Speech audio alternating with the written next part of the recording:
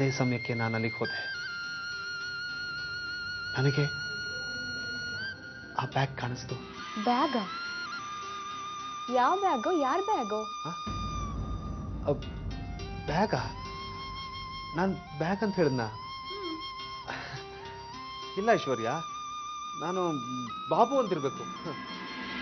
ಈಗ ಬಾಬು ನಮಗೆ ಸಿಕ್ಕದ ಮೇಲೆ ಅಲ್ವಾ ಲಜಪತ್ ರಾಯ್ ಪರಿಚಯ ಆಗಿದ್ದು, ನನಗೆ ಕೆಲಸ ಸಿಕ್ಕಿದ್ದು, ಇದೆಲ್ಲ ಆಗಿದ್ದು.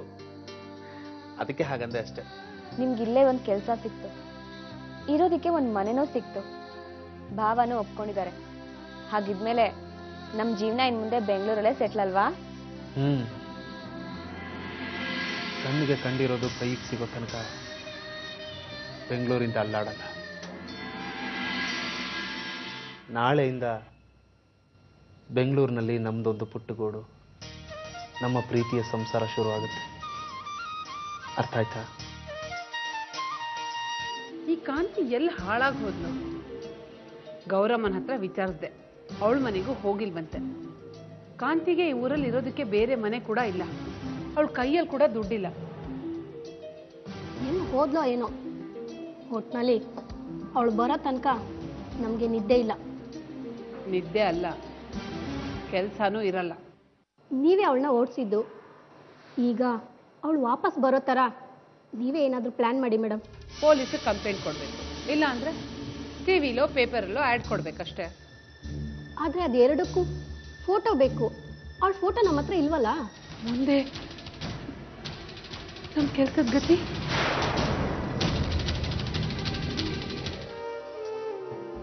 ಕೋಪಿಸ್ಕೊಂಡು ಎದ್ದು ಬಂದರೆ ಏನು ಸಾಧಿಸಿದಂಗಾಗತ್ತೆ? ನಾನು ನಿಮ್ಮಣ್ಣ ನಿನ್ನ ಕಷ್ಟ ಅರ್ಥ ಮಾಡ್ಕೊಂಡಿರೋನು, ನಿನ್ನ ಸಂತೋಷನ ಅರ್ಥ ಮಾಡ್ಕೊಳ್ಳದೆ ಇರ್ತೀನಿ. ನಾನು ಕಾಂತಿ ಇದೇ ಊರಲ್ಲಿ ಇದ್ದಾಳೆ ಅಂತ ಗೊತ್ತಾಗಿದೆ. ಈಗ ನಾವು ಅವಳನ್ನ ಹುಡುಕ್ಬೇಕು. ಅವಳ ಬಗ್ಗೆ ಹಿಂದೂ ಮುಂದೂ ಸ್ವಲ್ಪನೂ ಗೊತ್ತಿಲ್ಲದೆ ಇಷ್ಟು ದೊಡ್ಡ ಊರಲ್ಲಿ ಹೇಗೆ ಹುಡುಕೋದು ಅಂತ. ಸಖತ್ ಮಜವಾದ ಮನುಷ್ಯ ಅವನು, ಹೆಸರು ಬಾಬು ಅಂತ. ಹೌದಾ? ಹೌದಣ್ಣ. ಬೆಂಗಳೂರಲ್ಲಿ ಯಾವ ಕಡೆಯಿಂದ ಯಾವ ಕಡೆ ಹೋದ್ರೂ ಅವನಿಗೆ ಪರಿಚಯದವ್ರು ಸಿಕ್ಕೇ ಸಿಗ್ತಾರೆ. ಬಾಬುಗೆ ನಾನು ಕಾಂತಿ ವಿಷಯ ಹೇಳಿ ನೋಡ್ತೀನಿ.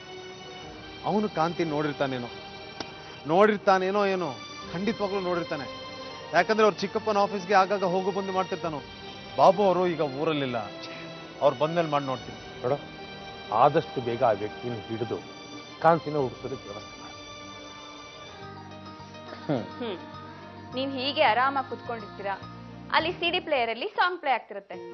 ನೀವು ಹೀಗಿಲ್ಲಿ ಕುತ್ಕೊಂಡು ನಾನು ಮಾಡ್ಕೊಂಬಂದಿರೋ ಕಾಫಿ ಕುಡಿತಾ ಆರಾಮಾಗಿ ರಿಲ್ಯಾಕ್ಸ್ ಆಗ್ತೀರಾ. ಹೇಗಿರುತ್ತೆ? ಚೆನ್ನಾಗಿರುತ್ತಲ್ವಾ?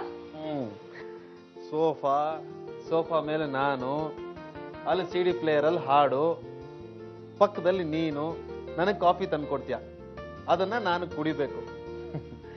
ತುಂಬಾ ರೊಮ್ಯಾಂಟಿಕ್ ಆಗಿರುತ್ತೆ ಐಶ್ವರ್ಯ. ನೀನು ಮಾಡಿರೋ ಅಡುಗೆ ಪ್ರಯೋಗದ ಪ್ರಭಾವ ನನ್ನ ದೇಹದ ಮೇಲೆ 1-2 ಗಂಟೆಗಳಲ್ಲಿ ಗೊತ್ತಾಗುತ್ತೆ. ಹಾಗೇನಾದ್ರೂ ಹೆಚ್ಚು ಕಮ್ಮಿ ಆದ್ರೆ ಇಲ್ಲೇ ಬಾಸ್ ಕೇಳ್ಬಿಡ್ತೀನಿ, ಬಾಸ್ ನಾನು ಇವತ್ತು ಆಫೀಸಿಗೆ ಬರಲ್ಲ, ರಜಾ ಹಾಕ್ತಾ ಇದ್ದೀನಿ ಅಂತ. ಅದೇ ತಾನೇ ನಿನ್ನ ಐಡಿಯಾ? ಮಾಡ್ತೀನಿ ತಡೀರಿ ನಿಮ್ಗೆ.